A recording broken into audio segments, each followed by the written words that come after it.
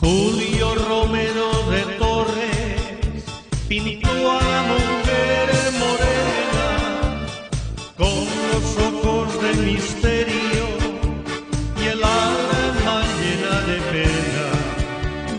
Puso en sus manos de bronce la guitarra cantaora y en su bordón hay suspiros y en su capa una dolora.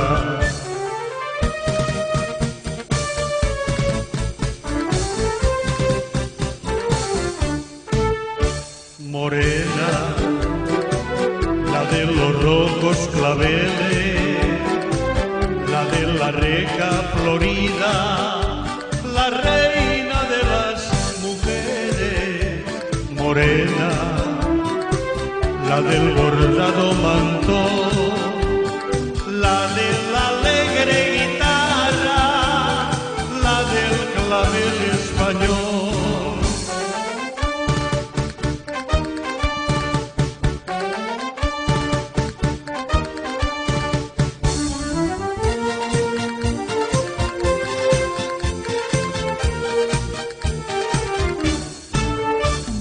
Como escapada de un cuadro y en el sentir de la copla, toda España la venera y toda España la adora. Prenda con su taconeo la seguidilla de España y en sus cantares morunos y en la venta de Bretaña.